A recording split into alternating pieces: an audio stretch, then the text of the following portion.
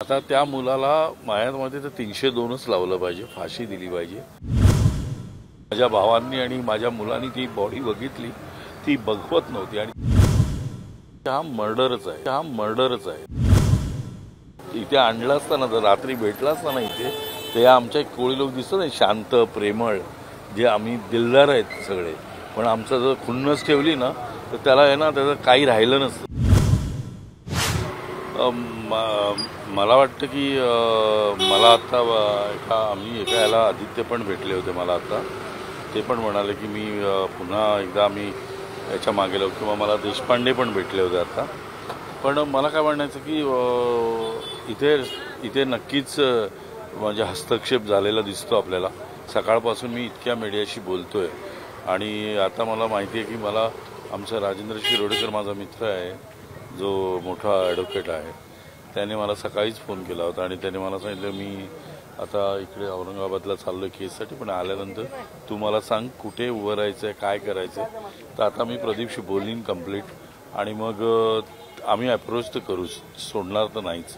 आणि मला असं वाटतं की हा हस्तक्षेप आहे ना तो थांबला पाहिजे या राजकारणी लोकांचा। आणि खूप यामध्ये सगळ्यांना माहिती आहे, सगळे लूपहोल सोडलेले। आणि एक सकाळी 7:30-8 वाजता ज्यावेळी ॲडिशनल CP आणि DCP पोलीस स्टेशनला येऊन थांबतात, हीच एक मोठी गोष्ट आहे की एखादा ॲक्सिडेंट होतो आणि ही लोक का आली तिथे, म्हणजे चांगल्यासाठी आले असेल, आपल्यासाठी तर चांगलीच गोष्ट आहे, पण काहीतरी प्रॉब्लेम होता।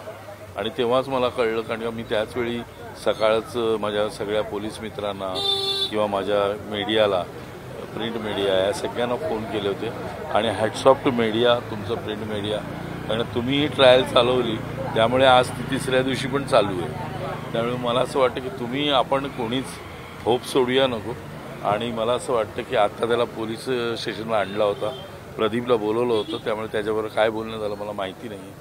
पण आता त्या मुलाला माझ्यामध्ये तर 302च लावलं पाहिजे, फाशी दिली पाहिजे। कारण ज्या पद्धतीनं, ज्या क्रूरतेनं, ज्या एकदम विकृती दिसते त्या मुलाची यामागे, या विकृतीमुळे। आणि बरं ती नंबर प्लेट मागची काढून पुढे सीटवर का ठेवली, त्यानंतर ते जे निशाणी होती सगळ्या त्या वाईप ऑफ केल्या होत्या, त्या कोणी केल्या, कशासाठी केल्या? तुमच्याकडे सगळं CCTV आहे, तुमच्याकडे त्याच्यावर बारमध्ये बाहेर प्लेचं CCTV फुटेज आहे तुमच्याबरोबर। तो बारवाला इतर कोणाकडेच बघत नव्हता, तो ह्याच्याकडेच बघत होता। ह्याने एकच बिअर प्यायली, ह्याने हे एकच केलंय, हे एवढंच केलंय, तो सांगत होता। ते सगळं बोलवतात, धनी कोणतरी मागे उभा असणार, त्याला सांगितलं हे सांग म्हणून त्याने सांगितलं। असं एखादा ओनर असेल तो एका माणसाकडे थोडंच लक्ष ठेवणार, तो सगळीकडेच असेल ना। त्यामुळे मला असं वाटतं की या मागे कुठे ना कुठेतरी काहीतरी शिस्त आहे आणि ते शिजलं आहे आणि आता त्याला पकडलं आहे। आणि आता काय त्याचं आपण काही करू पण नाही शकत, त्याला मेडिकलला नेलं तरी त्याची आता हे नाही होऊ शकत मेडिकल। तर त्या सगळ्या गोष्टी अवॉइड करून त्याला बरोबर 60, 65, 70 तासांनी बरोबर तो बाहेर आला शहापूरला। त्याची आई आणि मुलगी या सगळ्यांना आणलं आहे। माझ्यामध्ये त्या आई मुलगी सगळ्यांना डिटेन करा, सगळ्यांची तपासणी करा, सगळ्यांना बोलायला लावा, तर तुम्हाला काहीतरी मिळेल असं मला वाटतं पोलिसांना। माझा प्रश्न की आतापर्यंत जी तपास झालेली आहे त्या तपासावरती तुम्ही समाधानी आहात की काय मागणी कराल? नाही, आता मुलाला पकडलं, आता मुलाच्या बरोबर काय करतायत त्यांना आता कोर्ट। आणि पहिली प्रथम म्हणजे हा कायदा जो आहे मोटर व्हेकलचा, हा कायदा बदलायला पाहिजे। या कायद्यावर आपण रोज हिट अँड रन। पोलीस सारखे आमचे चांगले 2 पोलीस गेले आता, तो कोळी वगैरे, तो पण कोळी होता। त्यामुळे मला काय म्हणायचं की 15,000 रुपये देऊन जर कोणाला मारायचं, चिरडायचं आहे तर आपण आरामात चिरडू शकतो। आणि मी या केसमध्ये एवढं CCTV फुटेज आहे तुमच्याकडे की या माणसानं तरीसुद्धा गाडी नेली आहे। आपण जनरली एक छोटासा डॉग काय आलं तरी आपण गाडी थांबवतो, पण हा माणूस समोर बघतोय तरी ती गाडी नेली आणि 2-2.5 किलोमीटर। माझ्या भावांनी आणि माझ्या मुलांनी ती बॉडी बघितली, ती बघवत नव्हती आणि तुमच्या इकडे गावकऱ्यांनी पण सगळ्यांनी बघितली। त्यामुळे मला असं वाटतं खूप विचित्र आणि क्रूर लोक आहेत। त्या क्रूर लोकांना हा जो पैशाचा माज आहे, उद्दामपणा जो आलाय ना हल्ली लोकांना, हा चिरडून टाकला पाहिजे। सर, हस्तक्षेप आणि आपण स्पष्टपणेच म्हणताय की हस्तक्षेप त्याच्यामध्ये झालेलाच आहे, परंतु अनेक घटनांमध्ये CCTV फुटेज काही तासांमध्येच येतात, मात्र 2 दिवस झाले CCTV फुटेज बाहेर यायला.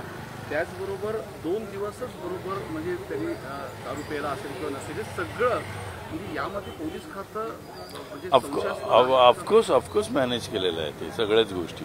आणि 2 दिवसानंतर कसं काय तो सापडतो, आणि 2 दिवसात तुम्हाला बाकी सगळंच, मी तेच म्हटलं ना, बाकी सगळं तुमच्याकडे दाखवता तुम्ही. इथून तो मर्सिडीज गाडीने निघाला, मग इथे गेला, मग त्याने ती गाडी घेतली, तिथं झोपला त्या मैत्रिणीकडे, हे सगळं तुम्ही सांगताय पोलीस लोक. मग तुम्हाला हे नाही माहिती तो कुठे आहे.